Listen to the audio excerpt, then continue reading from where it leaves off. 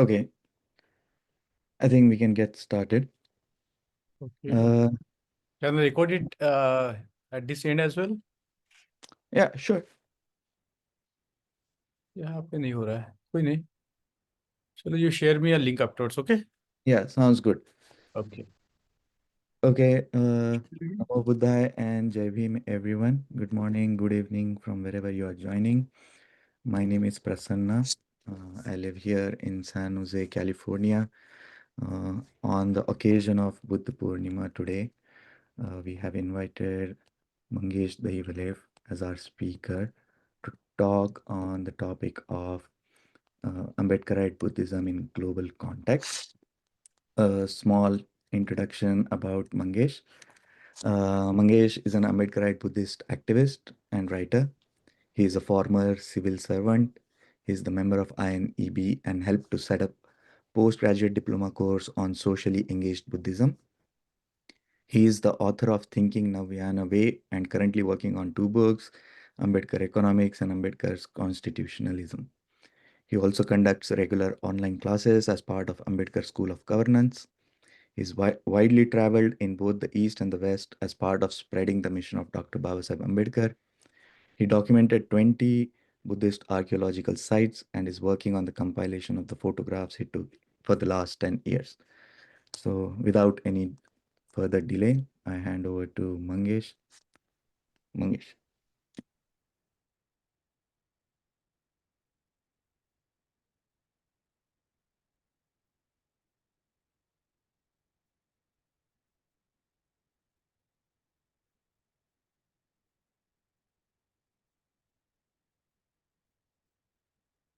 So Jai Bhim and Namo Buddhaya. Thank you so much, Prasanna, for inviting me here to talk on the occasion of the Buddha Jayanti, which is falling on 12th May this year, and it's a joyous moment for us to celebrate the Buddha Jayanti because that is what Babasaheb Ambedkar had, asked us to do, celebrate the Buddha Jayanti with much.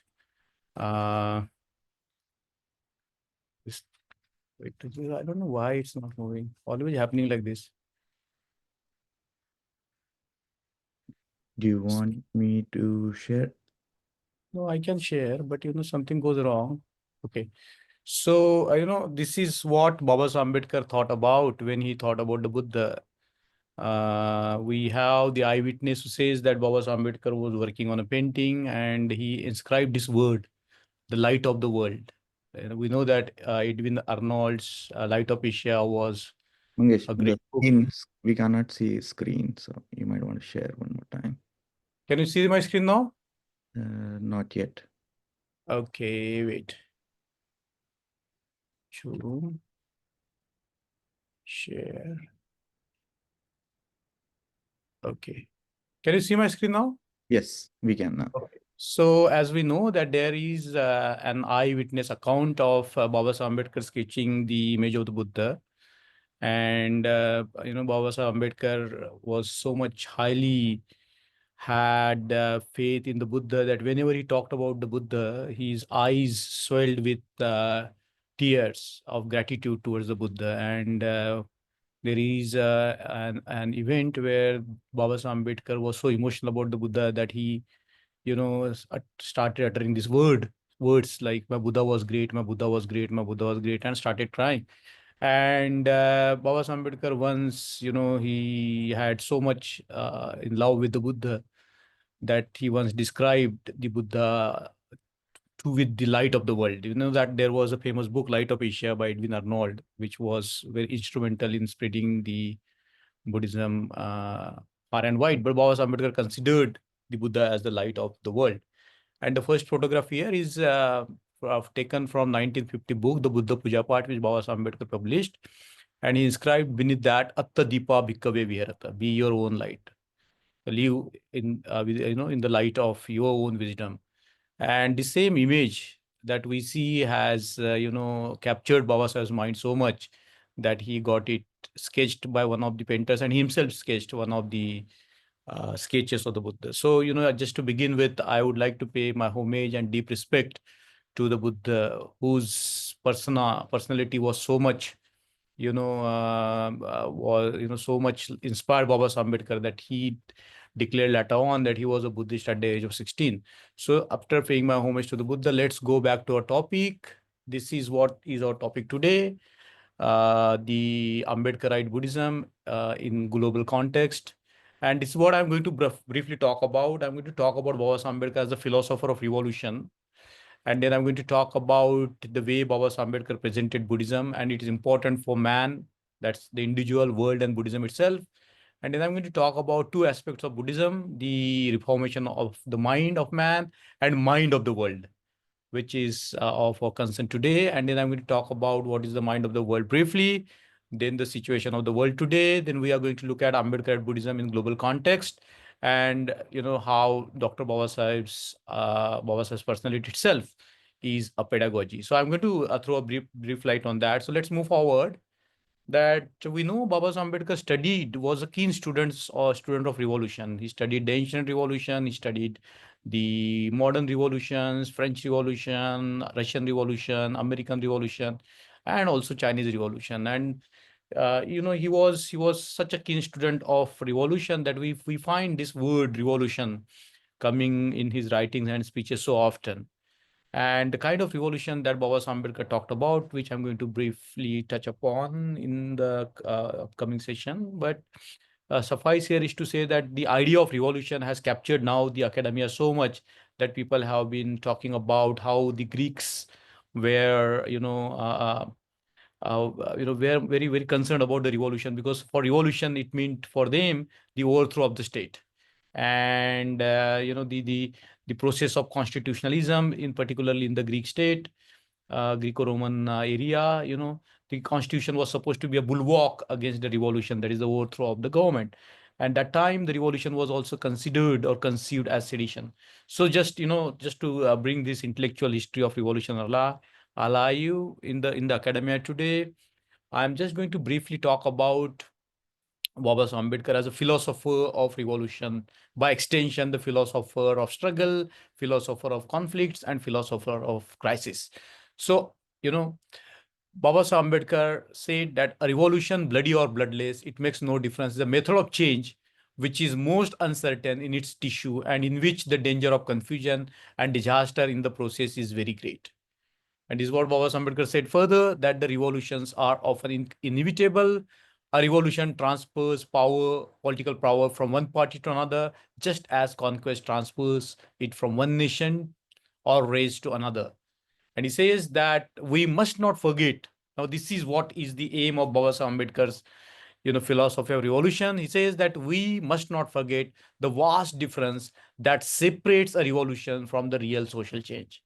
So for him, what matters was the real social change. And this is how he hinted at what he meant by real social change. It is, according to Baba Ambedkar, the relative strength of the forces operating in society. Now, we know that in some of the societies, like in the Indian societies, the strength of the certain groups is far more than the strength of the other groups. And unless there is a change in the relative strength of the forces operating in the society, Baba Ambedkar would not be satisfied. And then Baba Ambedkar talks about how what happened after the French Revolution, another topic of very heated discussions these days.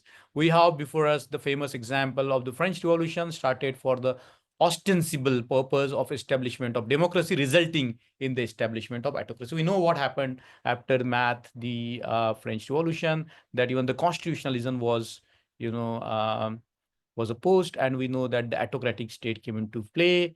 We know about the reign of terror, the violence that is unleashed. And this is what we find further in Baba Sahib's writings and speeches. He talks about, I think it's very interesting from the scientific point of view, that he talks about the Copernican revolution. And he says that Copernican revolution freed astronomy from the domination of religion. And he talks about another revolution. He talks about the Darwinian revolution, which freed biology and geology from the trammels of religion. This is in the context of the philosophy of Hinduism, and he talks about the philosophy, history of the religion in this very beautiful monograph. But I found two interesting books in Baba Sahib's library. One of them is a book written by no other than a great German Buddhist, a physicist who turned Buddhist, Paul Karras, and he has written a very beautiful book, which was in possession of Baba Ambedkar, which talks about the philosophical implication of theory of relativity. And in 50s, when the world was in the grip of what is called the authoritarianism and Nazism and fascism, the scientists got together, and there is one uh, great physicist who made some intervention, and he wrote a book again drawing on how the relativity is not against the democracy. The people used to talk about the truth as the relative truth, but here was the philosopher who was talking, a physicist. He was philosophizing about relativity, and he very conclusively said that relativity can, the theory of relativity can lead to more democratic society as a quest for truth in a context. So why I'm bringing this, because Baba Ambedkar was continuously looking at all these revolutions which are happening in the world, which has happened in the world, and it's very interesting for us to know Baba Ambedkar as the philosopher of a revolution. And when it comes to now, the context is Buddhism. So Baba Ambedkar talked about Buddhism as a revolution. And this is a very, very important statement that Baba Ambedkar says. It was as great a revolution as the French Revolution. And we know famously that when Mao was asked what does he think about French Revolution, he said that the implication of the revolution will take centuries to know what exactly it has led to. And here is Baba Ambedkar who is saying that it was as great a revolution as the French Revolution when he's talking about Buddhism. And then he says another very interesting statement, that India has been a land of revolution in comparison to which the French Revolution would be only bagatelle and nothing more. You see how much importance he's giving to the to Buddhism and revolution. I think no scholar has given so much attention to the history of the ancient times, and particularly Buddhism, and particularly as a revolution, as Baba Ambedkar has studied, and he conclusively brings that forward in his writings. So the non-Brahmin have evidently undergone a revolution. It's very prophetic statement. From being beef eaters to have become non-beef eaters was indeed a revolution. That's a very interesting point. But the Brahmins went one step further. They even quit eating the meat. But that's another thing. And then he talks about the Indian history is nothing but the struggle between Buddhism and Brahmanism. So this is what Baba Ambedkar is talking about in terms of revolution and counter-revolution. Further, he says that the history of India can be understood through the understanding of the struggle between the Buddhism and Brahmanism. And then he talks about the fundamental fact is that there has been in India, ancient India, a great struggle between Buddhism and Brahmanism. The history of India is nothing if it is not one of the great struggles. It is not even a struggle. Now, you see, this is how, he amplifies and makes his point very clear to us. He says it's not even a struggle, as has been repeated by professors of philosophy, but a quarrel over some creed. And I think this is a very important point that we need to bear in mind today. It was not only a revolution in doctrine, but a revolution in the political and social philosophy. You see, most of the times we conceive Buddhism as just having to do with spiritual development, which is true in a sense, but in a larger sense, what Buddhism led to in the ancient India was the political and social uh, philosophy, revolution in the political and social philosophy. The whole intellectual milieu of the country changed. And I think this is very particular thing that we have to highlight. The quarrel between Buddhism and Brahmanism was on this one issue, and that was, you see, what is truth and what can be accepted as truth. And you see, these two questions are so pertinent today. Truth as, as political sort of, tool, and we know how undermining the tool, truth, leads to so much of authoritarianism and so much of suffering. This is not a small point when Baba Ambedkar raises these two questions, and he brings these two questions as a kind of the issue between Buddhism and Brahmanism in terms of what is truth and what can be accepted as truth. And I think this is a very interesting idea that Baba Ambedkar talks about. And we will go further. He talks about rationalism and irrationalism, and this is how he conceived Buddhism in terms of the intellectual revolution in thinking, revolution in exploring the truth, revolution in trying to find out what exactly the reality is all about. And this is the bedrock of the question with which rationalism deals. That's what Baba Sahib Ambedkar says. And the answer that the Buddha gave as to what was truth was fundamentally different from the one which the Brahmins gave.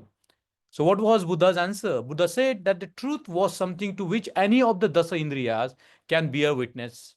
And the Brahmin doctrine of truth was that it was something which was declared by Vedas.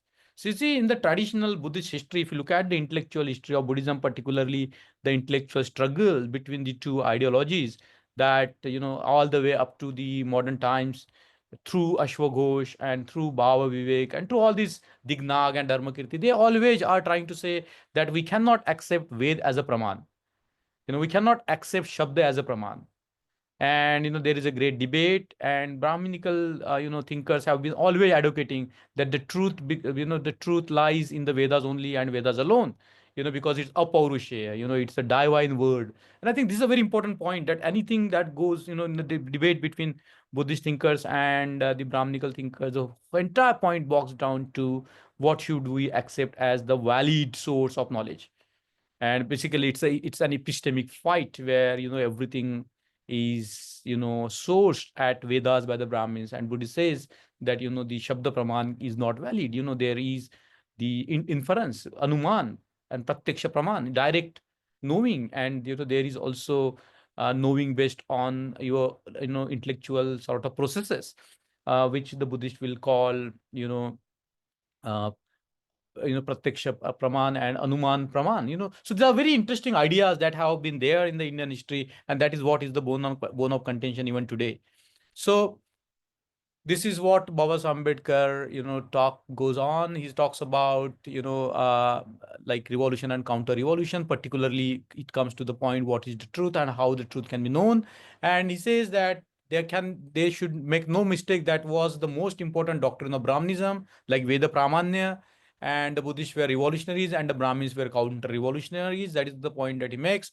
And he says that was the difference between Buddhism and Brahmanism. So if there is any fundamental difference, it's in the epistemological processes as to how we can know the truth, and how we know the validity of the truth. And I think that is a very important point. So why the Brahmins from the ancient times insisted that the Vedas must be accepted as the final authority of all social and religious doctrine, it is something difficult to say.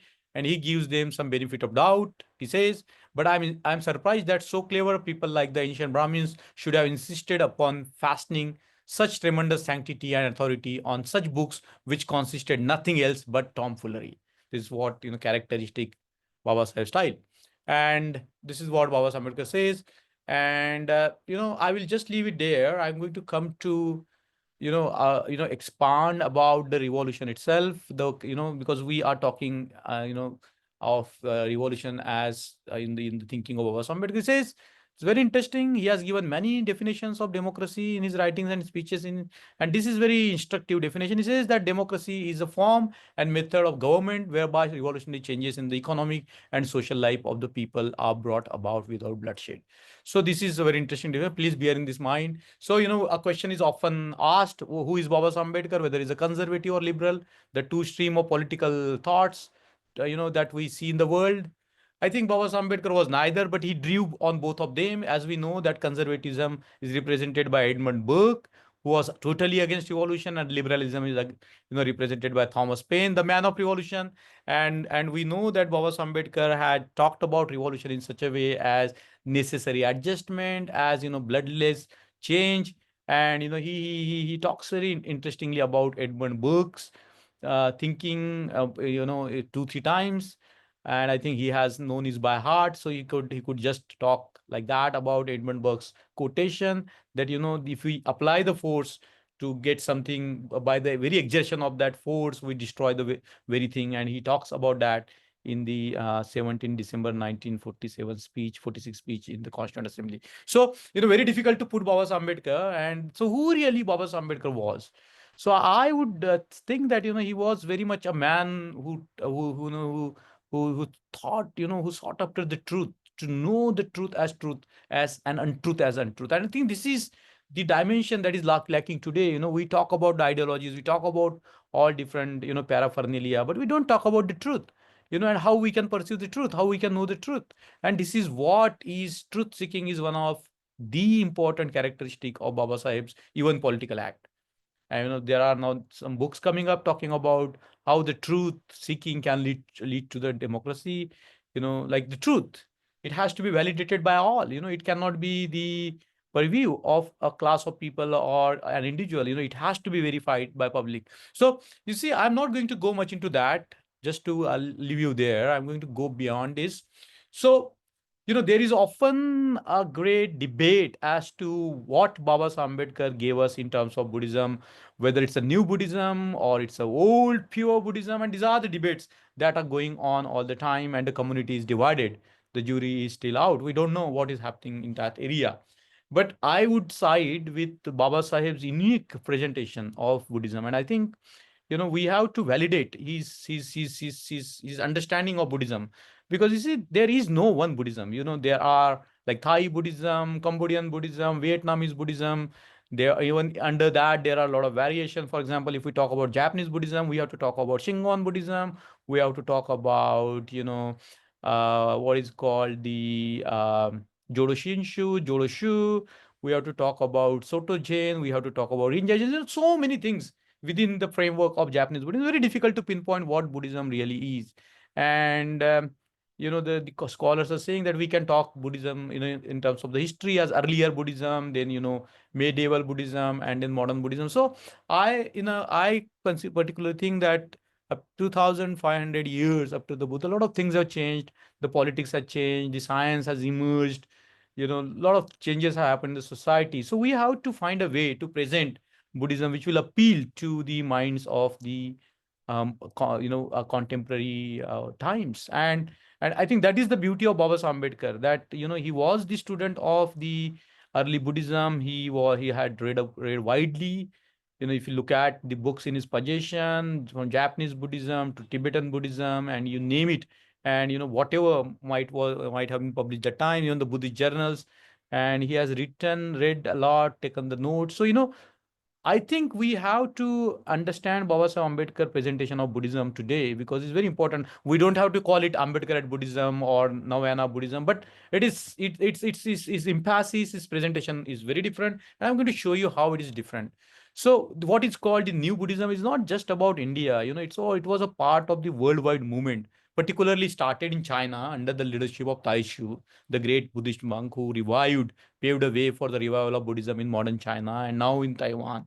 And his influence goes to Vietnam.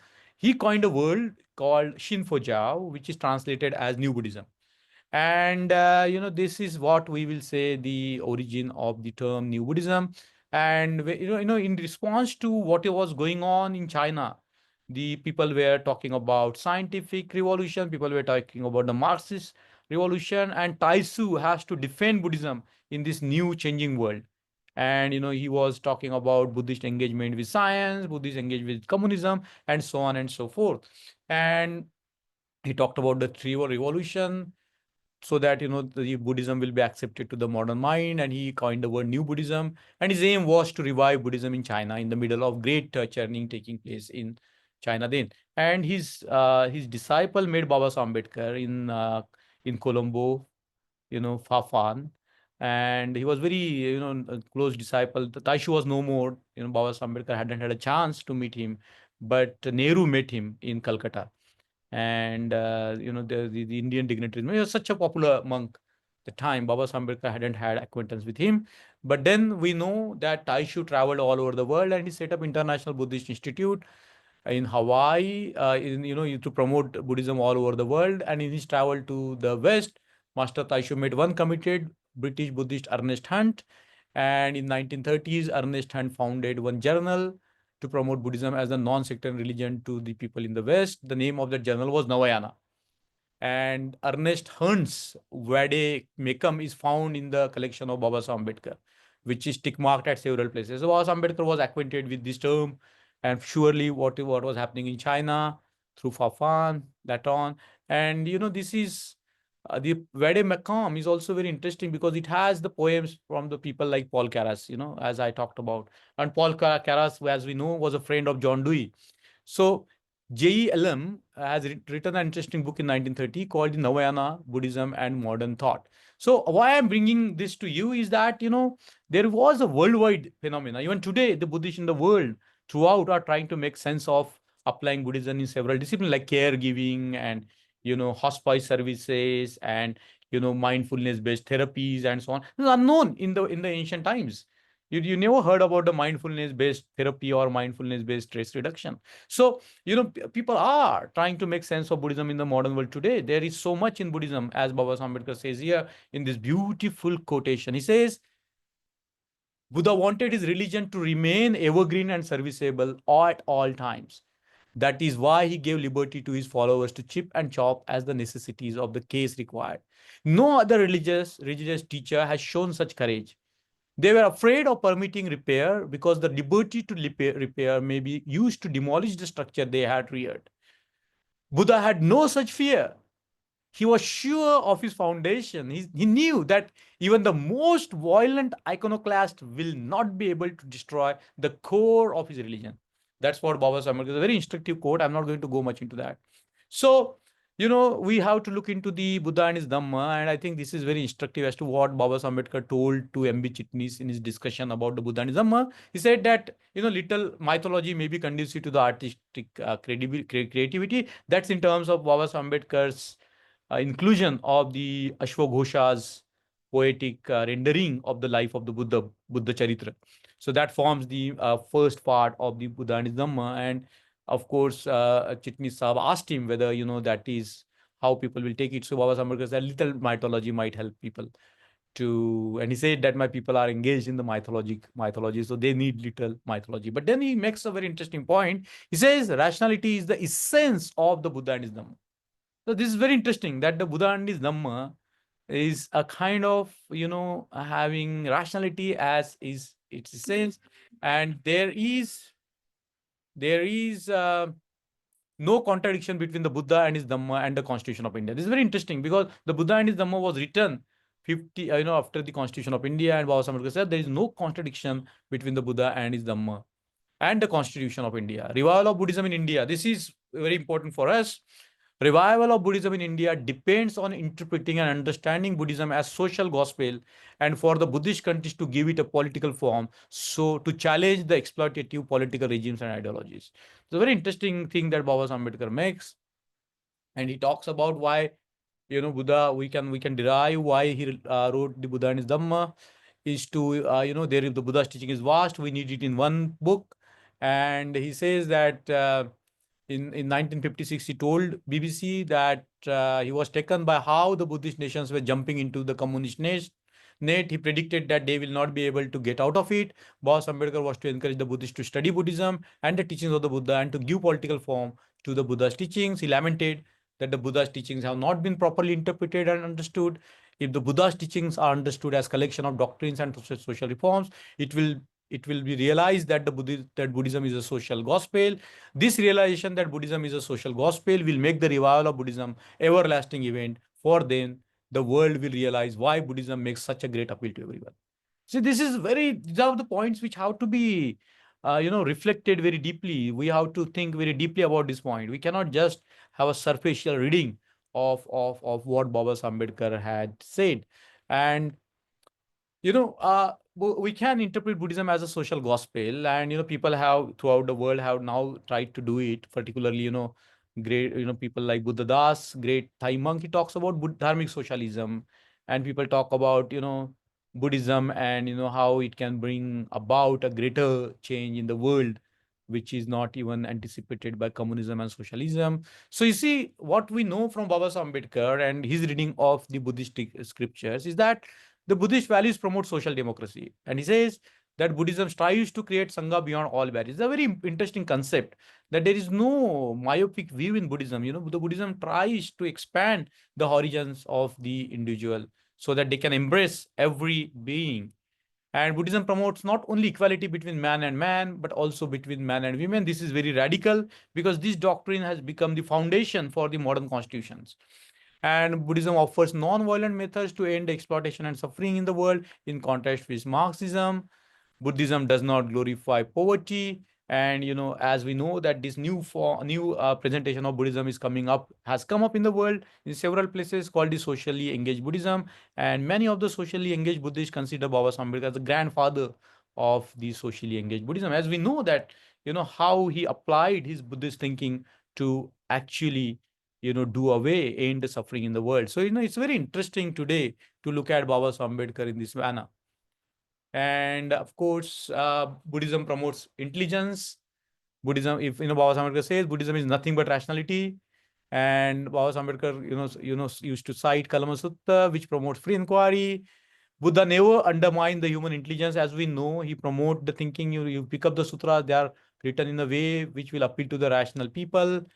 And in a way, we can say that Buddhism promotes intellectual democracy. I think this is a very interesting point, that the Buddhism promotes the free thought, isn't it? There is no persecution compare in Buddhist work, as we know that we know don't see that Buddha ever advocated violence as a form of persuasion to persuade people to accept his doctrine. And there was, of course, some violence in the name of Buddhism in Japan during the World War II, but we don't find largely, as we find other religious system, as converting the people based on the force. We don't find that in. This is very important to understand in the today's context, that Buddhism promotes intellectual democracy. Buddhism offers methods to think in objective ways, you know, and we know that one of the dangers of having completely idealistic way leads to very strange forms of governments.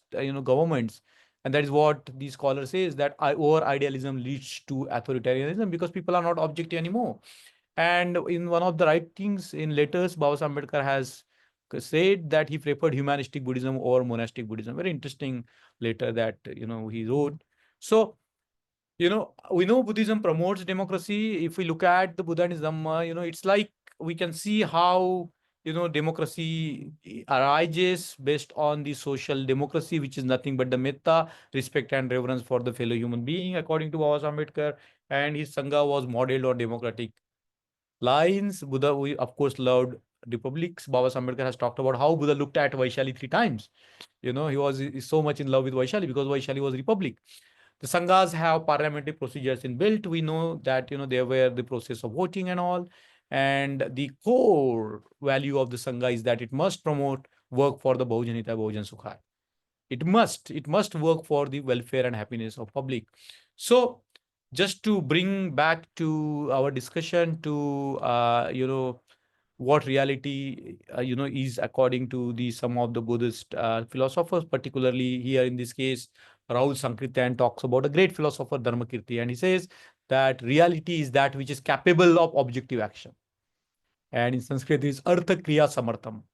So if you have a cake in mind, but if it is not able to satisfy your hunger, so in other words, it's talking about experiments. It entails that if there is any hypothesis that has to be tested, we cannot just take it, keep it in mind and say that that's valid. And I think this is a very very interesting sort of a thing that is called today's term operational concept. The concept has to be operational if it is to be valid. We cannot have a concept which doesn't act in the world. So you see, that is what is important here to understand. Reality is that which is capable of objective action. That means our experience of the world, objects are our guides, the knowledge of conditions necessary to change objective reality with the rational and heart-stirring message of the Buddha is the practice. So you see, the heart of the Buddha is, of course, to change the world, to reform the world. And I'm going to come to that. I have to go fast now.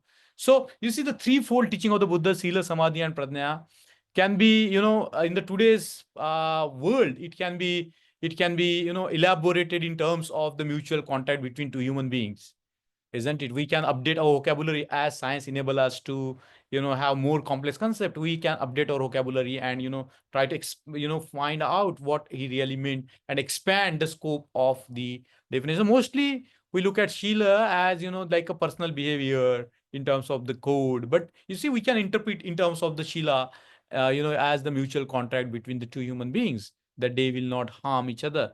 And Sheila is, of course, foundation of the social democracy. Shila is sacred and it replaces God in Buddhism. And of course, Samadhi in Baba Sahib Ambedkar's scheme is the process to work on one's mind to get rid of the hindrances, the five neurons, which doesn't let us do work with the world, isn't it? Even if we want to do good to the world, there are hindrances, there are some obstacles in our own mind, like kama, chanda, and doubt, and wavering of mind or the laziness of mind, and of course hatred. So these are some of the you know hindrances which are talked in the meditational terms as to how they hinder our propensity to work for others. I'm not going to go into that. There are larger topics. And of course, wisdom is the clear seeing that entails understanding Paticca and operating based on that. And of course, Baba Ambedkar talks very deeply about the path of paramita. So I'm going to go forth just to bring you back to the new approach, how it is important, where they become. This was in the position of Baba Ambedkar, but this is the essence of Baba Ambedkar's approach. And I'm not going to go. I have already touched upon this, but Prasanna asked me whether I can talk about a little bit on what is not Buddhism, Ambedkarite Buddhism. Of course, it's not sectarian Buddhism. It seeks to unite all the Buddhists in the modern world. Letting go of and their sectarian identity and become a part of a process by which Buddhism can make sense to the modern man, as a predecessor of Baba Ambedkar has also done. P.L. Narsu has written a book, The Religion of the Modern Buddhist. Very interesting book that Baba Ambedkar had in possession, and later on Aloysius published it. So it's not blind superstition and mindless rituals. It's not based on anger or hatred, but totally based on persuasion and love, as Baba Ambedkar has said umpteen number of times. It is not based on priest and monastic institution as the center of it. It is not only meditation technique based approach. Of course, people are free to meditate, to work on their hindrances, so that they can become better human beings to serve others. And it is not based on any supremacy of a guru. So it is not guru based system. So I just wanted to touch upon that. But let's come to the Paticca Samutpad, very interesting concept in Buddhism. It shows how the suffering arises in the world and how we suffer. But interestingly, there is another formulation of Paticca Samutpad which the Buddha taught as to how the conflict arises in the world. So you see, this is very interesting that we know Baba Ambedkar has said that the greatest thing that the Buddha has done is to show the world that world can be reformed by the reformation of the mind of the man and the mind of the world. It's a very interesting concept. The Buddha also demonstrates to how the mind of the world comes into being, how the conflict arises in the society, how people struggle. And there is a completely new formulation, different formulation of what we can say the Paticca Samutpad. So according to the doctrine of Paticca it shows how the mind emerges, our individual mind, how it emerges, on the moment-to-moment basis, and also how our social mind or a political mind or economic mind emerges based on certain conditions, particularly the likes and dislikes that we all have. So we know traditional formulation: ignorance is the root cause of the suffering in the world. Ignorance is lack of understanding of the Four Noble Truth. These are all standard characteristics of Paticca. Ignorance is the lack of understanding of three characteristics. And Paticca explain the causes for not only individual mind, but mind of the world, how they arise. And in Madhupindaka Sutta, very interesting sutta, Buddha talks about how identities cause conflict and violence in the world based on the doctrine of Paticca, which is the heart of Buddhism. If there is no Paticca, there is no Buddhism. It is as simple as that. That's what the Buddha says. If there is any core teaching of the Buddha, it's the Paticca, isn't it? If everything get destroyed, all these text of Buddhism destroys, but only one word remains. They say that Buddhism will survive, and that word was carved everywhere. It was carved in the caves, in the pillars, it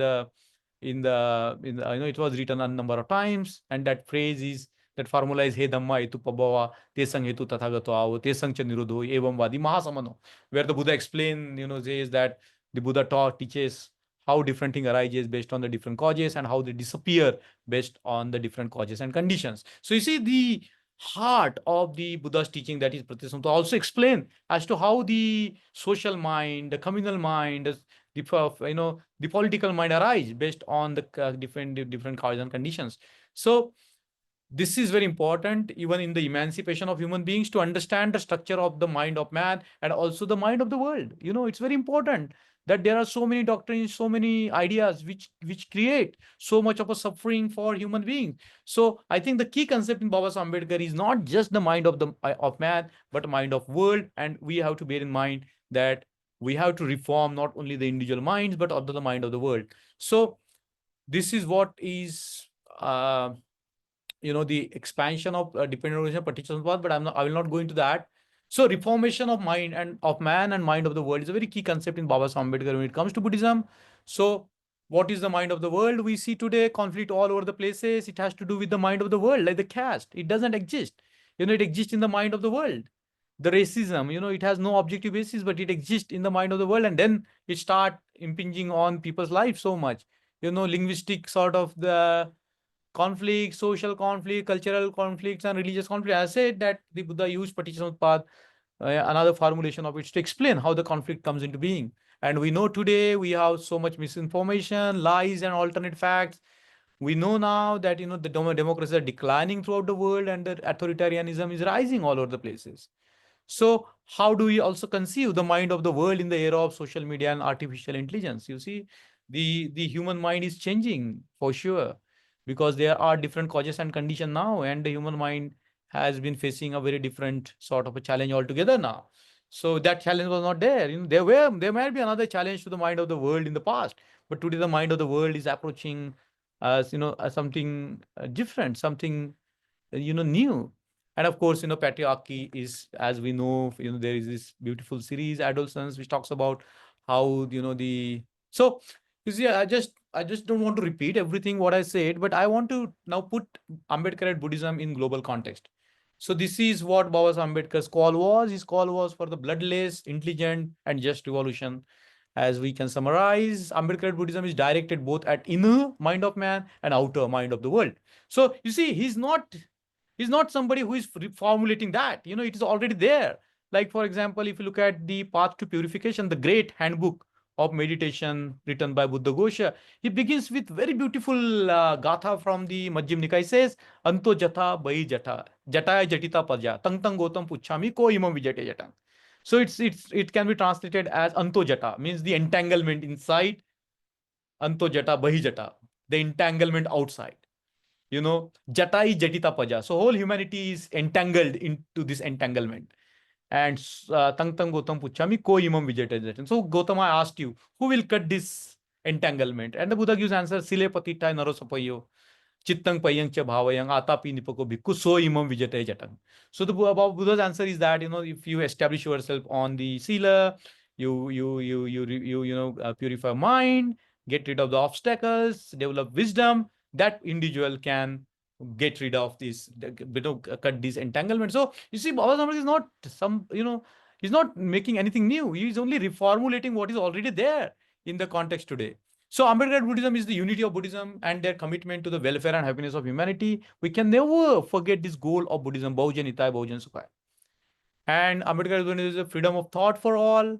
Ambedkar Buddhism is about radical equality. And in Ambedkar Buddhism, the human equality is non-negotiable. You cannot negotiate with that. So, Ambedkar Buddhism is justice, which is bundle of liberty, equality, and fraternity. In one place, Baba Ambedkar says that Buddha's Dhamma is the perfect justice in Buddha and Dhamma. And this is a sentence that needs to be completely analyzed as to what Baba Ambedkar meant by Buddha's Dhamma is perfect justice. Not merely justice, a perfect justice, case of perfect justice. So you have to know. Many able people has to look into this and try to find out. Ambedkar Buddhism is, of course, democracy. It has to promote democracy. But Buddhism is, of course, blood revolution for revolution changes in the lives of people, and it's truth seeking, and it's the responsibility towards the whole of the society. It is not just responsibility towards a particular class of course, we can begin with the more the most suffering sections of the humanity, but we cannot forgo the whole of the society, the world, the social world, the political world, the economic world around, because that has the bearing on every individual. So you see, this is very interesting that Ambedkar Buddhism is responsibility towards the whole of the society. And just to come to the conclusion, we don't have to go elsewhere to understand what is Ambedkarite Buddhism. That is there in the personality of Baba Ambedkar. We don't have to go elsewhere. He's a living embodiment as to how we can live the life of the Dhamma, how we can embody the Dhamma in one's life. So, Baba Sahab's personality itself is pedagogy. He teaches through his life as to how and what we can do. So, you see, if you look at Baba Ambedkar, we know that he embodied Dhamma fully and totally. He was somebody who has dedicated his heart, his whole life, to the emancipation of others. That's the highest form of meditation. When you work towards the emancipation of others, that is considered to be the highest meditation in some of the Mahayana Sutra. When you listen carefully to the suffering of the world and you act in a way that will, get rid of their suffering. So, see, Baba Ambedkar has completely embodied the Dhamma fully and totally in his life. Baba Ambedkar sought fellowship with Buddhists all over the world. We know that he was in contact with several Buddhist leaders. This is what we have to do. Third point, Baba Ambedkar read widely in the classical Buddhist text, whether it's Pali, Sanskrit, whatever extent text he laid his hands on. In his collection, you'll find books on Japanese Buddhism, so many books on Japanese Buddhism. And, he was, contemporary Buddhism. He was well read in what is happening in the Buddhist world. That's what we have to do, what is happening in the different parts of the world. He was, the subscribes to the several Buddhist journals, and Baba Ambedkar was deeply engaged in the world, deeply engaged in the world. He was not just an armchair, person. When there was a Pakistan crisis, he analyzed the issue without taking sides and gave his recommendation. If they had been followed by both the parties, there would have not been, such a situation as we are seeing today. And it can be resolved only through Baba Sahib's means. There is no third option, because his understanding of the reality is very radical. He doesn't take sides. He looks at the reality as it is, and then he tries to find out the way forward, which is pragmatic and realistic, which will not cause bloodshed. Of course, he was instrumental in democracy, setting up the forces for democratization of the Indian society. His concept, one of the neglected concept of his, is just peace. During the World War II, advocated for the just peace. He said that we cannot just harm the people in the enemy nation. We have to, it is between the government. The common people are not party to the wars. So, they have to be ensured that there will be justice for them. And of course, we know Baba Ambedkar worked all his life for the liberation of the Shudras, Dalit women, and, fighting economic evils. So, what is important in Baba Ambedkar's scheme is that he strove to reform the mind of the world through his intelligence and intelligent action. And he never advocated violence as the means to reform the world. That never crossed in his mind. And Baba Ambedkar never advocated any ideology as Sanatan. He held nothing Sanatan or eternal or sacrosanct. That's the very essential point. When the world is constantly making something fetish out of doctrines, ideas. You look at Baba Ambedkar. He didn't side with any ideology. His mind was free to explore till the end of his life. It was like the Bodhisattva's mind, the beginner's mind, ready to learn, ready to act, ready to understand. So, this is what is Baba Sahib. We can understand Baba Sahib as his personality, as the pedagogy itself, and learn a lot from that. We don't need much sources. Look at Baba Sahib Ambedkar and follow in his footsteps. I think that's enough. And this is what is Baba Sahib Ambedkar. He is the refuge in the storm. And his vows, that comes, Bodhisattva's vows, that's so heart of the Mahayana tradition, which comes in the Buddhism at the end, where Baba Ambedkar says that, there are beings without limit. Let us take the vow to convey them all across. So the process of working is continuous. There is no end to it. It's limitless. The being are without limits. So you see, it's not that you reach somewhere and everything stops. Okay, everything is now good. You stop working. It's not going to happen like that. Because as the first vow says, there are beings without limits. Let us take the vow to convey them across. Now, there are depravities in us without number. We cannot say that I'm perfect now. We have to continuously work to extinguish all the negativities in us, all the depravities in us, and that is what is the Bodhisattva's vow. And there are truths without end. It's not, there is not just one truth. There are so many truths. And if somebody's talking about truth as a monolithic, then that's a problem that leads eventually to fundamentalism. So there are truths without end. Let's take the vow to comprehend them all. So our mind, you see, this is Baba Sahib's mind, always trying to learn, always trying to explore, never formed, never satisfied. He's hungry for more knowledge. And there is the way of Buddha without comparison. Let's take the vow to accomplish it perfectly. So it's not easy to walk on the path of the Buddha, isn't it? It's unparalleled.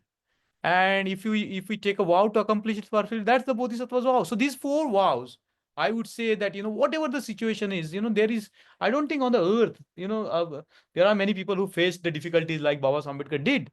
The hatred of the praise, the hatred of the caste Hindus, all the time, criticize, no resources, even his own people in fighting within each other, the movement divided, so many things he faced, but he never wavered. He was like, firm like a stone in the wrathful ocean, isn't it? And that's the beauty. That's the refuge in the storm that we need to, seek, all of us. So, coming to the one of the very interesting quote that I recently found, Korean, coming from Korean Zen master Seng San. He says, "Human life has no meaning, no reason, and no choice. But we have our practice, the Dhamma, to help us understand our true self. Then we can change no meaning to great meaning, which means great love. We can change no reason to great reason, which means great compassion. And finally, we can change no choice to great choice, which means great wow and the great Bodhisattva way, the way of Baba Ambedkar. And here I would end with a reflection on, for all of us, what is the great wow of our Bodhisattva? What is the great wow that Baba Ambedkar has taken and encouraged us to take that great wow? So I will end here. There is a much more, like your collective handful.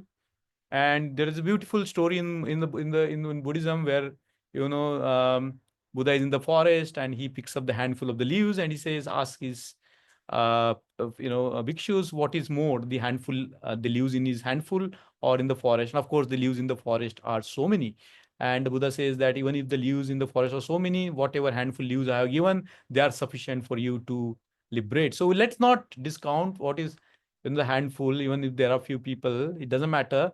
And whatever I presented to you is also a handful. There is so much in the writings and speeches of Baba Ambedkar in his very life itself, which needs to be explored, which needs to be understood, so that we follow in the footstep of the great Bodhisattva who has the great wow, and the wow has a power to really transform the world. So I will stop here and open it up for any question and answer. I'm sorry I might have taken more time, but when you are dealing with such a topic, I thought I should take the liberty of a few minutes. So I stop here. Thank you so much, Mangesh. This was such an enlightening session. I think, as you said, time is not enough to go through the teachings of both Buddha and Baba Sahib, and we would have to continue our journey over and over with such sessions. Uh, Definitely, I learned quite a bit. I think Buddhism, and that in specific with Ambedkarite Buddhism, has been such an liberating effort, right? It has given us, every individual, the ability to basically, as you said, chip and chop and change and adapt to the situations of the current times, right? What we are looking for is rationality. It is the essence of Buddha and his Dhamma, as you mentioned. And I think the quote that stuck was, obviously, we will be able to bring the change that we are seeking by reforming our mind of our own and that of mind of the world, right? And for that, we have to go through the path. Obviously, I think that we needed another session on Paticca Samutpad. I think it is what you said is the emergence of mind of man and mind of world. I think you also highlighted the need of every individual's responsibility towards the whole of the society. I think the path is laid down in front of us. As you said, Baba's personality is in itself the pedagogy. So I think we have our works. Thank you for the last question that you have given. I think each individual who has joined here, and obviously all the people that will listen on different social medias, will analyze and think and continue our journey to basically form a revolution. So thank you so much. Now I'll open up for questions if there are any. We will go for a couple of questions, and if not, then we'll end the session.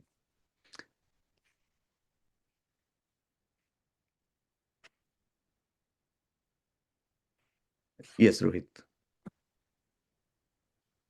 Mangesh Bhau, Jai Bhim. First of all, amazing like way to like present Ambedkarite Buddhism in such a simplistic way. And yeah, thank you for doing that, and thank you, Handful, to like organize this session. My question is probably, it's very contentious. Whenever we talk about Buddhism, there's one concept, which is the concept of like rebirth.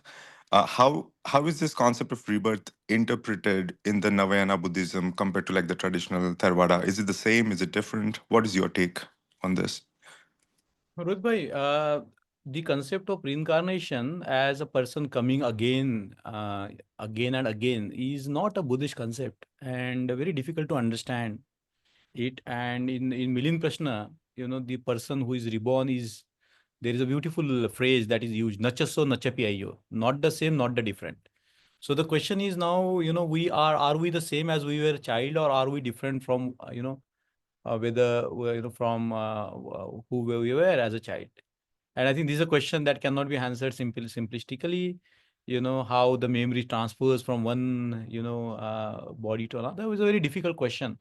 And when it comes to democracy, we cannot, as Baba Ambedkar said, talk about the rebirth, because assuming that there will be many births, because the democracy is all about this human life, as to whether we can attain all our human rights, all our dignity here on the earth. Otherwise, the democracy will not make any sense.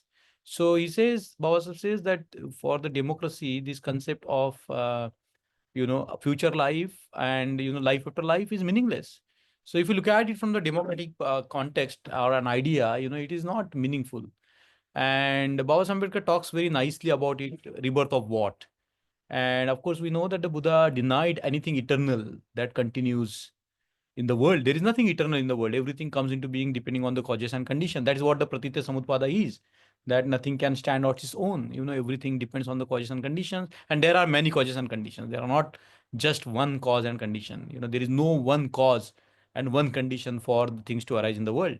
So, this is very interesting understanding that rebirth of what.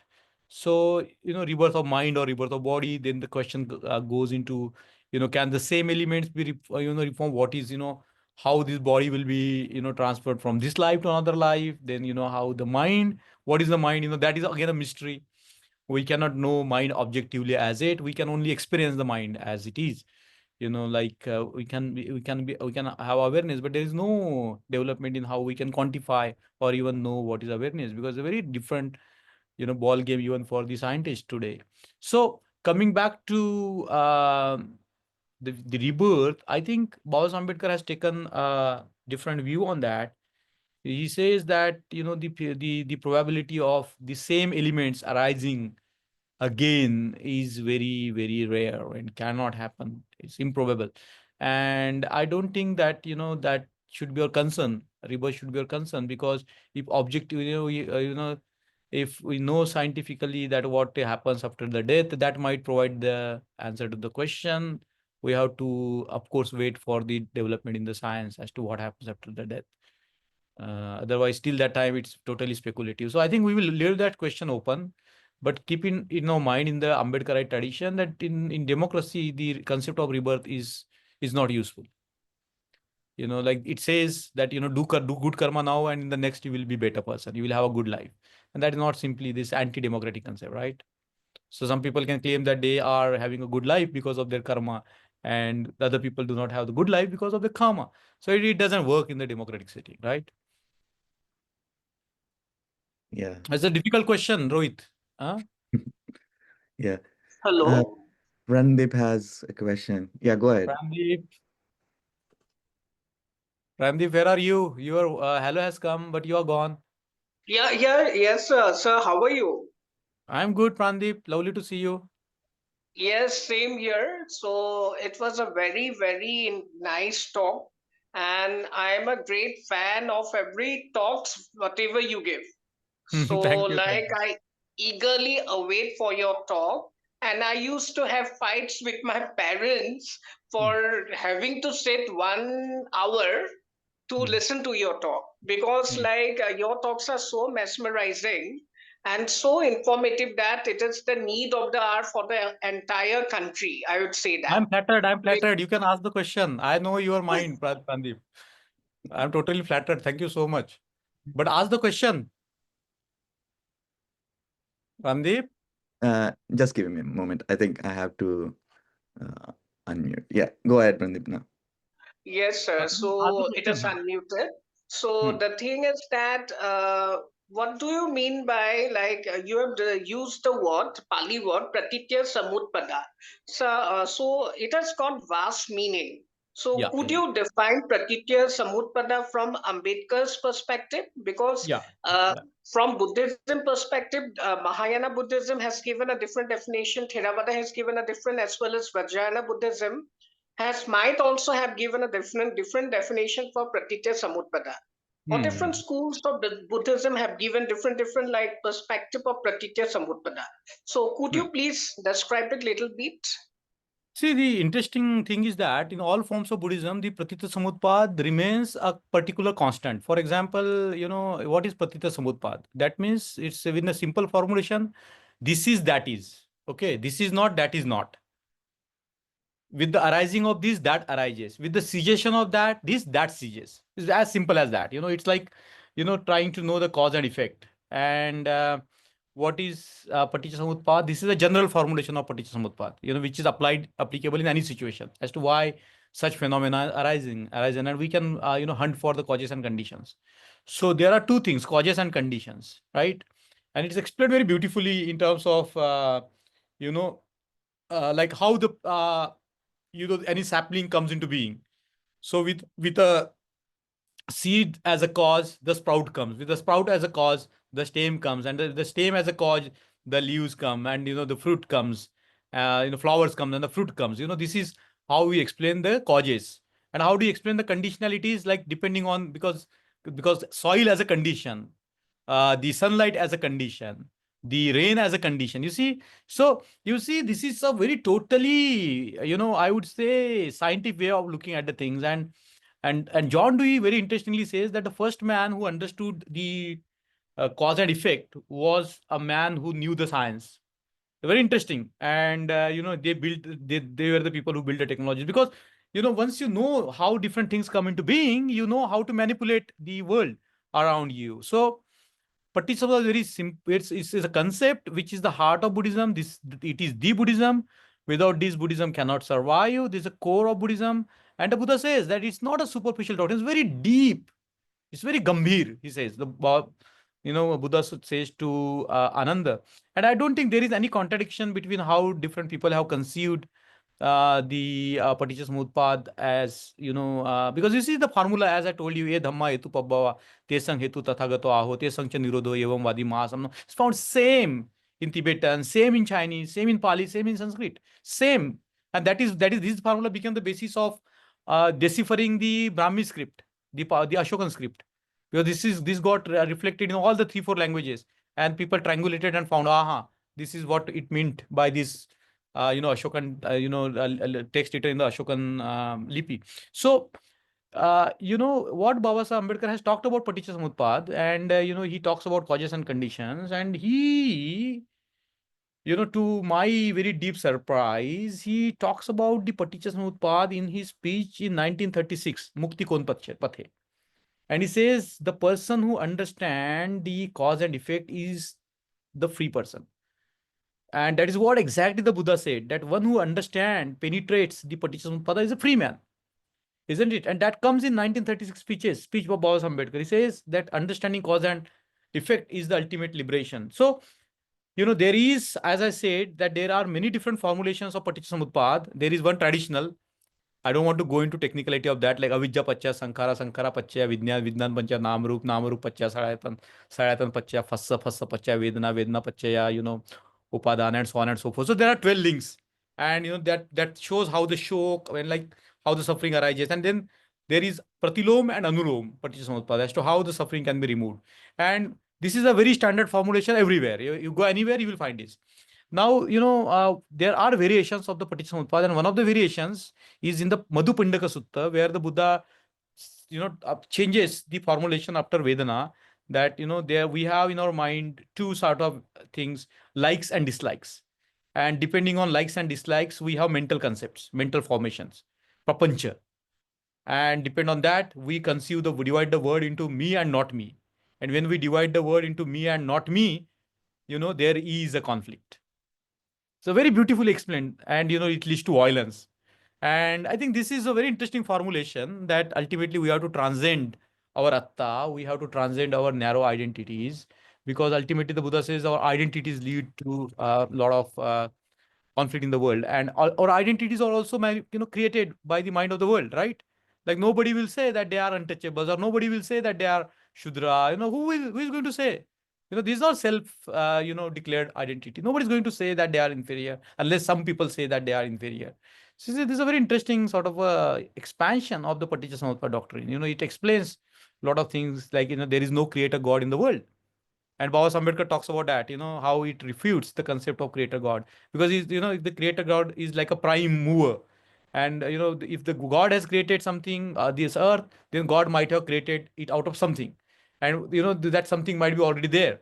So it is reductio absurdum. You cannot know the prime mover, you cannot know the prime cause, you cannot know the beginning and the end of the world. Very interesting ideas which flow from the Paticca Samutpad. And it needs a lot of discussion. I don't want to go into that, Prandeep. Maybe we will have a talk on that someday. Okay. Got it. Any more questions?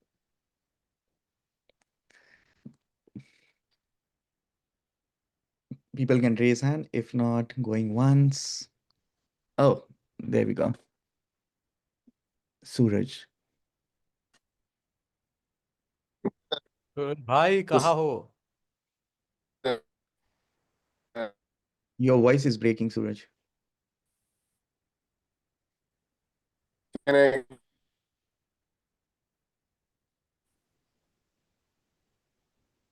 Yeah, we can't hear you. If you want to type in the question, that would be great. Oh, I can. Maybe you can hear me Yeah, now. we can hear now. We can hear Yeah. now. We can hear now. Yeah, the hotel Wi-Fi is not good. Very, very good morning. I think it was a very good presentation. I did not know the history of the Navayana phase of the 1911 10s and 20s. So I think, and I'm kind of interested in many aspects you say. So what I will do is, I will throw one question, and maybe because I don't see any other person responding, you can respond to that. Then I have another two follow-up questions, not related but unrelated in the same domain. If that sounds all right, I can proceed. Sounds good. Your first question, please. Yeah. So thank you, Mangesh Bhau. This is beautifully put and crafted, and I think we really need more hermeneutic study of Baba Sahib Ambedkar's analysis of Buddhism, his long engagement with the practices of Dhamma. More importantly, because as happens with every phase of revolution, there is much more variants that people interpret. Great scholars offer their viewpoint, and so it creates a sort of um, it's a wonderful gathering of various ideas, and it as it happens, even um, after Buddha's passing away, there's so many individual kind of gurus, so to speak. Guru is a loose term I'm using, but teachers had their own kind of following, who believed also in the Dhamma, who believed in Buddha, but they kind of conflicted. They had conflicts with the people who were writing the first Sanghayana at the first meeting, as we know. So I think it is but obvious that it may happen with Baba Sahib Ambedkar's embrace of Dhamma as well. One thing Dr. Srikant recently told me, and you and I had beautiful experience last year in Vietnam, was about the Mahayana Buddhism. Like many in our context in India, we don't really engage with as much with the Mahayana doctrine. And I'm kind of curious to know, why is that the case? Because the way you're referring to, Baba Sahib Ambedkar was reading Chinese Buddhism, Japanese Buddhism, Yes. uh, relying on the Eastern world. This is kind of a new information revelation for me, if you think about it. And obviously, there is much more. Could you maybe reflect on that briefly, and then maybe I can ask the other two or three questions? Yeah. Yeah. I think Buddhism, has not. We don't have to study Buddhism from a sectarian point of view or from the point of view of different institutions. We have to look at Buddhism as the evolving system of thinking in response to what was happening during that particular time. So you see, after the Buddha, you see the origin of Mahayana. I find it very interesting, the concept of Mahayana, which is trying to embrace everybody, making compassion as the heart of the Buddha's, teaching. And, Buddha himself is brought in at the center of Mahayana. And, though, is reflected as, infinite qualities in several domains, but, that's okay. What I'm thinking is, we have to look at the intellectual history of, Buddhist ideas. So, for example, to come to, bring forth is the idea of, say, shunyata. So, can we find the concept of shunyata in Pali text? And yes, we can. There are Shunya Sutta, there is Sunya Sutta, Chulla Sunya Sutta, and, Sunya Sutta. Buddha talks very beautifully about Sunya, and in one point, he defines enlightenment as a Sunna. And then later on, we see Nagarjuna developing it into, of course, he says that he has taken them from the Nagas, isn't it? So Nagas were holding the Mahayana Sutras. Naga is a very interesting concept these days. So, then he takes one line from the, classical text, Kacha Gotan Sutta, and he elaborates on the Shunyata doctrine. And then, the whole development of the philosophical system, all the way, I will count up to the Kabir, and, via Vajrayana and, Mahayana. So, you see, the Indian Buddhism has a certain history. I don't think there was any break in the philosophical development of Buddhism in India. We can trace Buddhism in Raidas, we can trace Buddhism in Kabir, and it's not just, because we think like that. If we analyze the ideas, as I said, the intellectual history, it brings out very clearly that they are not Brahmins, they are not Muslims, they are advocating something different. Compassion, karuna, and, mind, and, working for all. These are very rare concept, in that time when the thoughts are dominated by other ideologies. So what I'm thinking is, uh, it couldn't happen, but I think Baba Saheb Ambedkar has given the clues to that. And in the Revolution and Counter-Revolution, Baba Saheb Ambedkar talks briefly about the medieval Buddhism. And of course, Harprata Shastri's books he refer. And of course, he accepted Kabir as his guru. And so I think we have to completely now throw all the ideas that was there about Buddhism, because you see, if we talk about Pali text, it is the first manuscripts we find are the Mahayana manuscripts even today. We have never found out the Pali manuscripts. They date back to the 14th century. But the earlier, very first BC or like that, we found them in Gandhara. Because of the monsoon, we might have lost. They might be existing.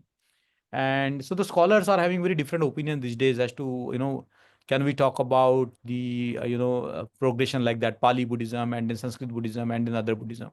So, the scholars are at conflict today as to, so they talks about the early Buddhist texts, and they are also found, these early Buddhist texts are found in Chinese agamas. And because, very early on, the text started translating in Chinese. And so you see, this is very difficult area. So personally, I have given up that concept of Hinayana, Mahayana, Theravada, whatever yanas. So I look at, as a, modern times, we can look at we can derive from entire Buddhism, isn't it? We can derive from, there are the modern developments, Buddhism, and, neuroscience. A lot of people are writing good, interesting books on that. Mindfulness-based stress reduction, mindfulness for the cancer patients. So I think this is a very interesting area that we are. And if we take any sectarian view, that is dangerous. And that's why the idea of newness is very important. I think the idea of newness, which is captured in the word nava, that fresh, ever reviving. Nothing is fixed.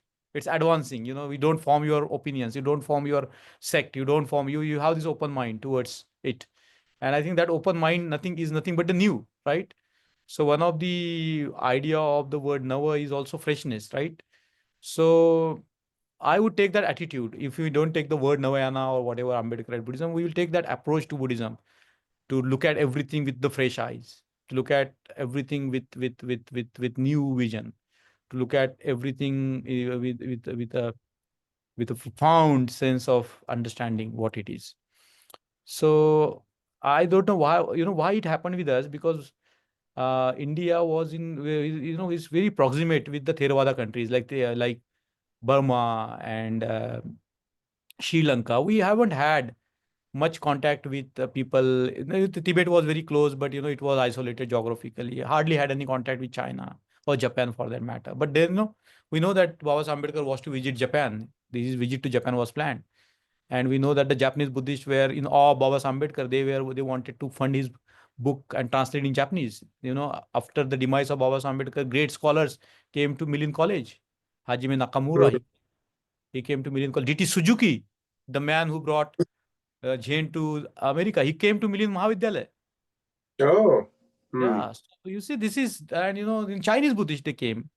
There is one Riki Nakamura, another great man. He came to, and Hajime Nakamura made Baba Ambedkar and remembers Baba Ambedkar's meeting in Delhi when he comes to Millen Mahavidyalaya. So I think, there is lot of things that we don't know yet, because, we even don't know what Baba Ambedkar is, and, we hardly know this thing. And as you have said elsewhere, we are just busy in idolizing instead of reflecting, studying and all. So I think one of the reasons why we are stuck with this thing is proximity with this.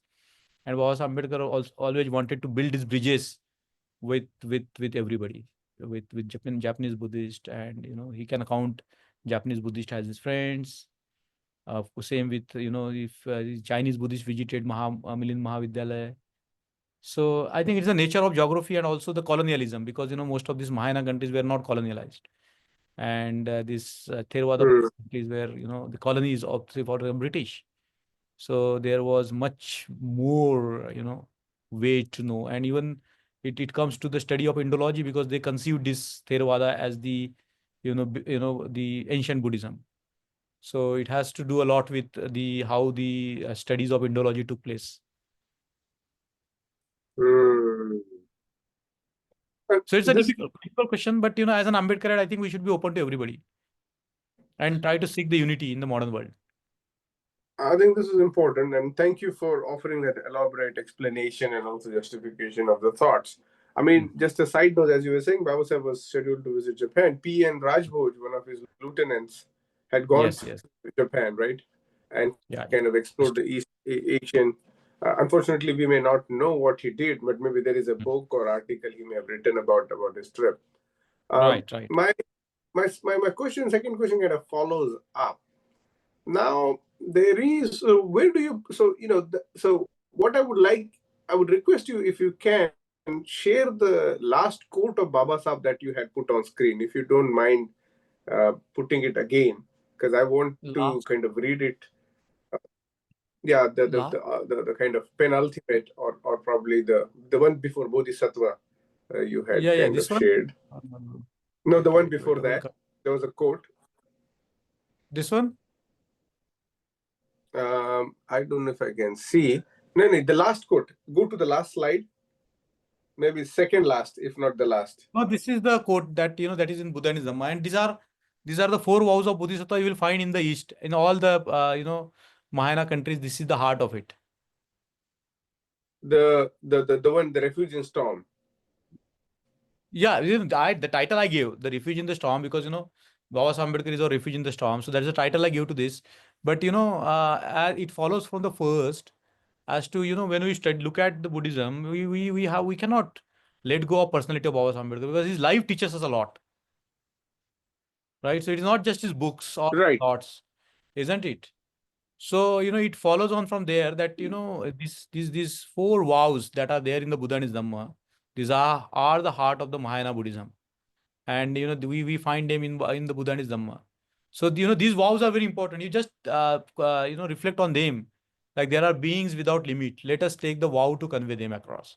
That means your work is never finished, right? Because there are limitless beings, and there is no end to your toiling, right? You have to continue to work, isn't it? There is no end to that. And then when it comes to reforming ourselves, there are so many depravities in each of us that we have to try to extinguish them. At least we have to vow to extinguish them. And there is not one truth. There are many truths, as we know in different domains of life. They are without end. And let us take the vow to comprehend them all. And there is the way of Buddha, which is without comparison. And let's take the vow to accomplish it perfectly. I think this is, in a way, summarize also the taking refuge in the Buddha, Dhamma, and the Sangha, isn't it? So, it is very, this can be, expanded into paramitas and all. But the vows are very important. Like we have 22 vows. Vows are something which are derived from distilled from the mind of some great being.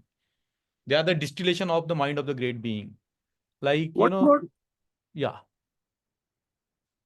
sorry, I didn't mean to interrupt. What about slide 33? I was just curious. Slide The next 33. one. Yeah, slide 33, this great master, Korean Zen master, Xiang San. So I wanted to bring it in relation to that. I think As to, Suraj is Mhm. maybe referring to the quote on page 13. Can you go to page 13? He's looking for a quote. Basically, that's what I'm interpreting. Is that right, Dr. That Suraj? Baba Sahib had, yeah. Page, That he cited Baba Sahib's quote. Yeah, that one I think. The 10 mein hai kya? 10 mein? No, not 10. No. we'll There go is, one by one. we It's can't, not going to take a lot. yeah. It's always a pleasure to go one by one. Okay. This is one quote, and this is another quote yeah, that is, yeah. completely Maybe from this one. Baba Sahib. This one. Indestructible core of the Buddhism. Yeah. Um, I think, so I think this is kind of establishes the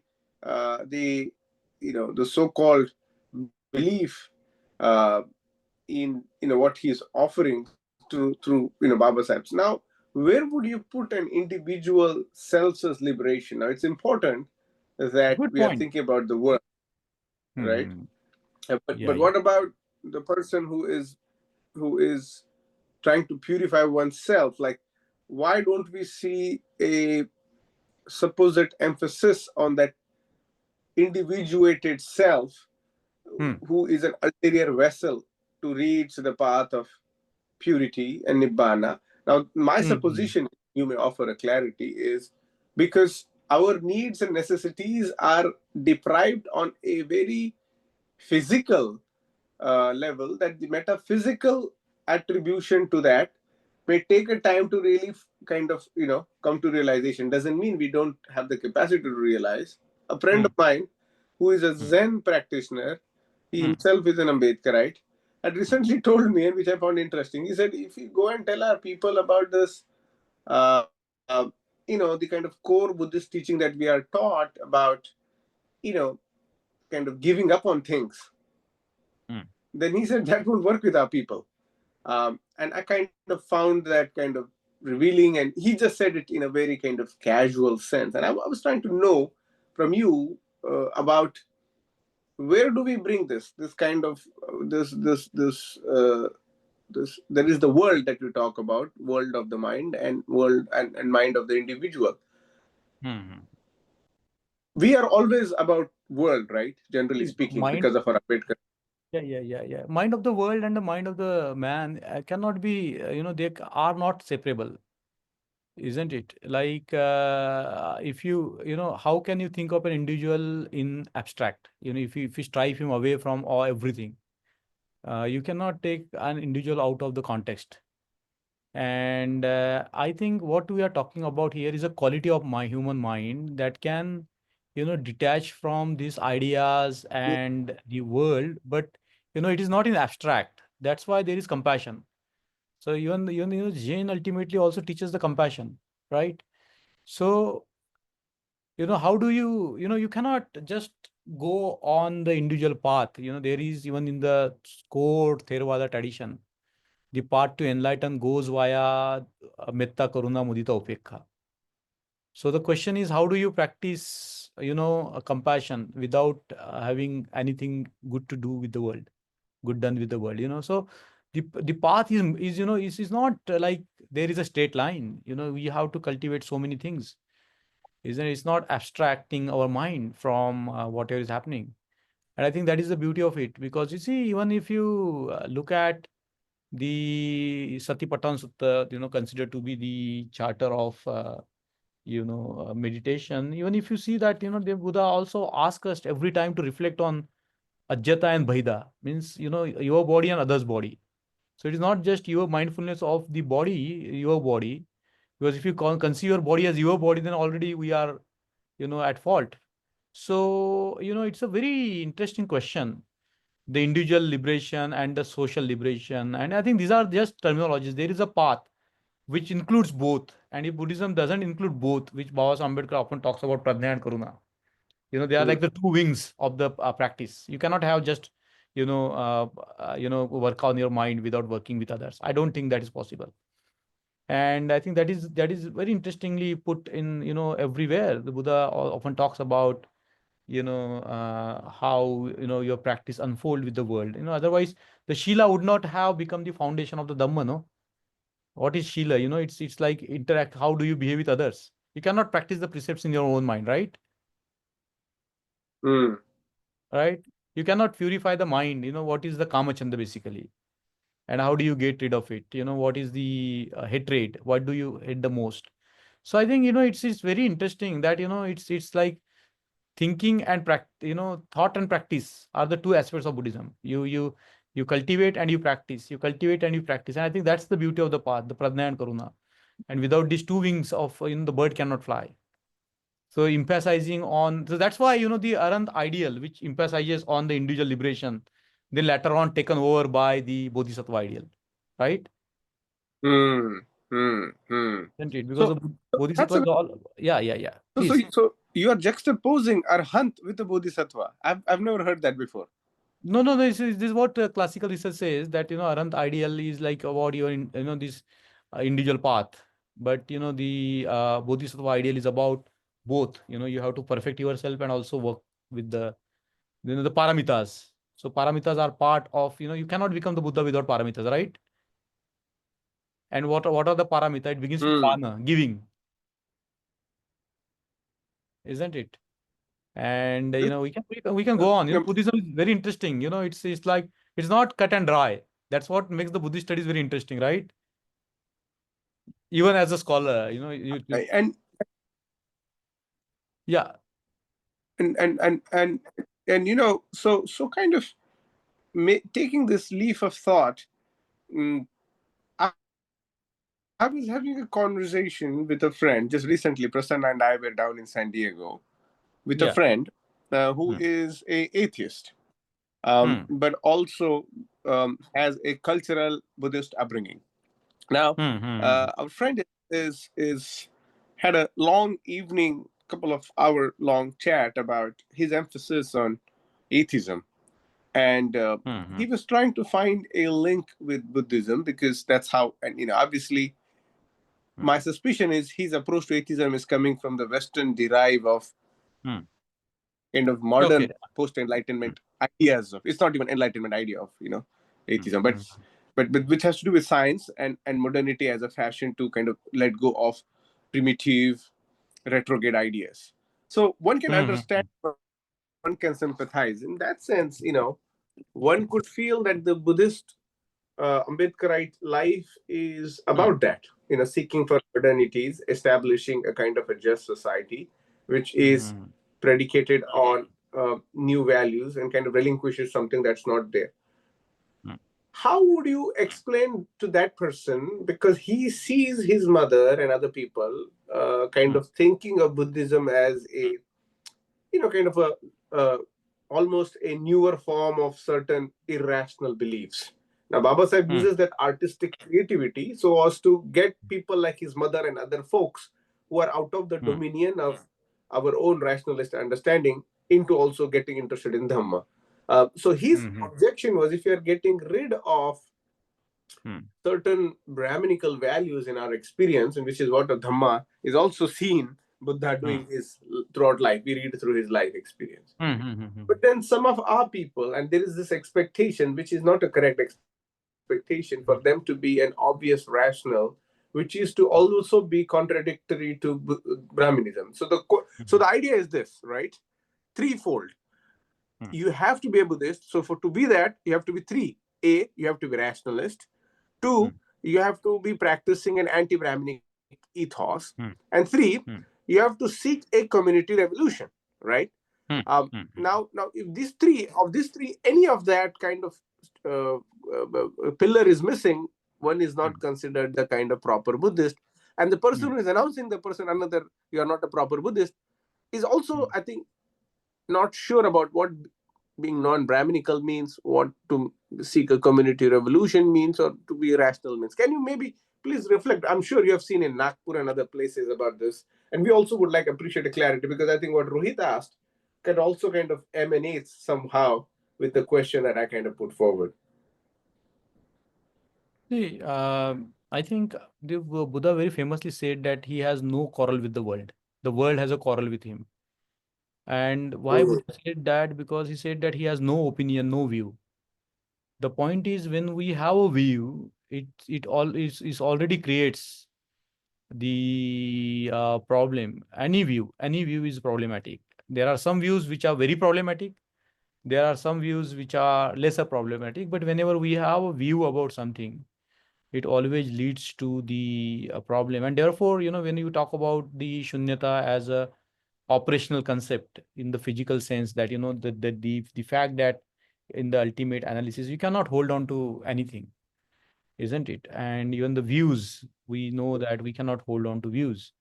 So ultimately we don't hold on to anything. Then how do we live our lives? So when we don't hold on to anything, so all our neurons are gone, like hypothetically, our heart is full of compassion, isn't it? That is the thing that Mm. has been there. And when your heart is full of compassion, you cannot just like you see the Buddha beneath the Bodhi tree. He has done and dusted there. He knew what is it.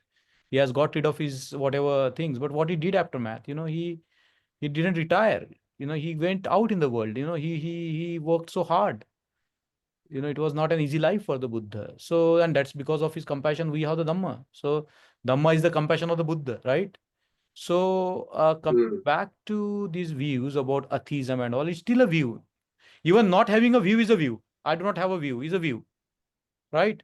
Mm. And the Buddha warns Mm. against the construction of language. I think he was much more ahead than the philosophers like today. Like, the reality cannot be captured in the language. The reality cannot be captured in the words. That's what the philosophers like Wittgenstein and all, they will say the futility of the language and the concepts. And I use the word prapancha. It's a conceptual mental proliferation, is a word for mental proliferation, that one thought expands into another and expands into another. And so Buddha is all about coming back to the basic. How do you feel about it? Do you feel good, or Mm. do you feel painful, or pleasure?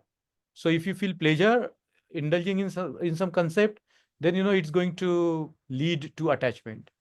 You get attached to that concept. If it creates pain, so I think this is very interesting point in the Buddha's teaching, that or you evaluate everything based on liking and disliking, and then Mm. transcend that liking and disliking and pursue the truth. So I think Kabir got the essence of it when he says that nahi achah nahi chahna charnan lav linare. So don't chaha and achaha, but follow the footsteps of the great master, isn't it? So I think this is very interesting, that following the footsteps of somebody who has done it is a very interesting, not taking them as a guru or whatever, not sacrosanct, but we know that they have definitely done it and they have gone there and whatever. So I think these are very interesting concepts, but the concepts are always linked with the feelings in Buddhism, right? So we have to check feelings. If I say atheist, so what is the feeling behind that? And there are basically only two feelings, very easy to manage, but very easy to say, but very difficult to manage. How do you get rid of, how do we stay neutral in the when we experience something pleasure? We want it more. If we experience something painful, we want to get rid of it, right? So Mhm. always raga and dosa, our mind is always like and dislike, and this particular drama has been taken to a very different level altogether in the Therava, in the Vajrayana tradition, particularly the Doha tradition. So I think these are vast topics, but I suffice here is to say that Buddhism is a very open platform, and that's the beauty of it, because it's not based on the books, sacredness of any books. It's not based on Shabda Praman. It's based on your Pratyaksha Praman. It's based on, the how you infer certain things. And there is, of course, a Buddha as a Praman, but we don't have to take it. But we can take the Buddha as a Praman because he is the embodiment of compassion. So there are all these logical system that has come in Buddhism. And I think that is the beauty of it. The openness is the beauty of the Buddhism. And the moment we let go of that attitude of mind to be open, I think we drift away from the Buddha's core teaching, right? And so, what will you prescribe, Mangesh Bhau, as a not one definition, but a practice for an Ambedkarite Buddhist to do? Let's say a dincharya, so to speak. If a person is waking up, like as other religious folks have their own kind of things, would you prescribe something? This is a log question. I'm not in a position to prescribe anything, but I think we have Baba Sahib's this Buddha Puja book he left. People can, remind the Buddha. People can think about the Buddha. People can do many things. They can, sit quietly for 20, 30 minutes. They can reflect. They can be mindful of their bodies. They can be mindful of their feelings, which is a part to liberation, mindfulness of feeling. And they can be mindful of their mental content. They can be mindful of the reality which is unfolding all the time, that nothing is permanent in the world. However hard you try to seek something impermanent, you cannot. The time is slipping out of your hand all the time. And this is very, very easy to say, but very difficult to, understand. We are all going to die one day, but we live as if we are never going to die, right?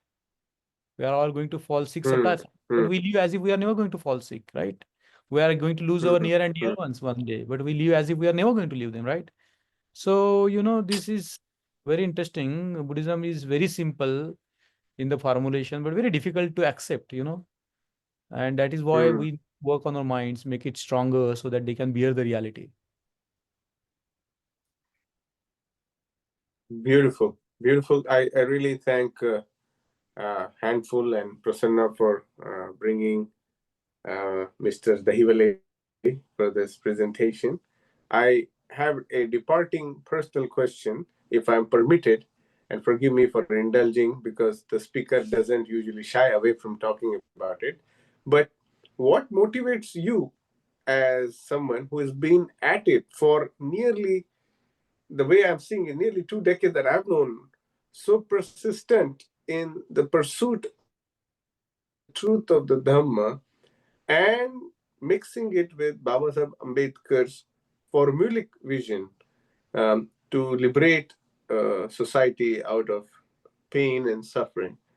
What is it that derives you? And it may help us inspire few of us who are in similar state of educational, professional attainments that you have already in the same. And so if we have to cordon ourselves to certain ideas, it is helpful to draw from perhaps your own personal story, if you may want to reflect some part of it. I don't want to go into personal details as such, but I think we are a community which is blessed with a great leader. And I think sometimes what happens, the outside forces, they are, even, they have this, propaganda machine to create doubt about your own leader. So I think Baba Ambedkar is a reflection of all of us, in a very advanced, very, in a very refined form. And in a way, all human beings strive to be, their best. And in the humanity, what can be the best?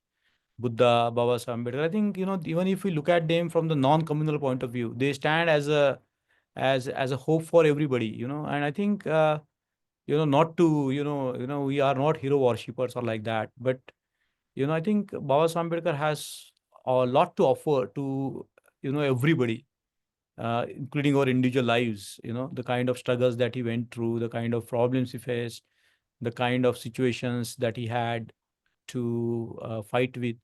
I think, as a human being, I think now there are many people who are getting inspired by Baba Sahib's life, not just the so-called Ambedkarites, but anybody who reads him, he thinks of him, his life without any bias.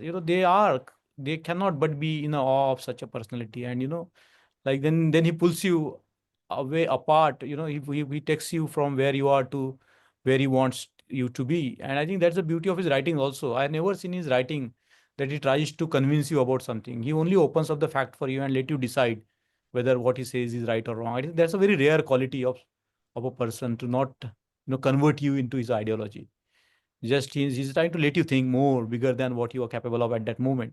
So I think that's what happens with everybody. We are all on the same path, more or less. Everybody is walking towards that. And because he's such a vast personality, people try to understand different aspects of him, and it's very difficult to grasp the total Ambedkar, 360 degree. Very difficult, because he's a complex mind working on complex areas and so many facets of life. So it's very difficult to capture his mind, I think. And the only way we can capture his mind through his compassion, his commitment to other people. And I think that commitment is something which is lacking. We, even I would say, it's not, we are not still there. So I think commitment is very important, and with this commitment comes everything. So I personally, we all have the background, family background of the movement. So we all in a way get moved by him, and we are not exceptionals who are getting moved by him. There are thousands of people in the villages who will die for his name, and who will do anything. So if they, I think that faith in him can be a carrier for liberation. I think that can be the ultimate carrier for the liberation. If we have that kind of a faith, like in the latter tradition, like Kabir tradition, if you just follow in his footsteps, Charnan Laulina, I think is enough. That's the highest bhakti that one can do. Follow in the footsteps. I think that's it. Yeah. I think that was again profound, Yeah, right? yeah. It was profound. I think I picked up the last part of like being compassionate, right? The idea of me and not me. I think the way to go forward is having this compassionate way and continue to exchange thoughts like what you and Dr. Suraj just did. I think will get us there. Definitely, the motivation has and will always be Dr. Baba Sahib. I think following his path with the awareness that we are not hero worshippers, I think it's a profound thought. I think on that note, I'd like to thank both of you for Thank this exchange of thoughts, and I think we got to learn a lot. I think you are, Dr. Like you, Mangesh, are going to be on my list of speakers for a number of events going forward. I'll continue to do that, and I think we'll continue our journey and our conversation. Thank you everyone for staying so late. I hope you have a good weekend and look forward to our upcoming events. Thank you, Jai Bhim and Namo Buddhaya. Jai Bhim, Namo Buddhaya. Thank you, Prasanna. Thank you, Suraj. See you soon. See you. Bye.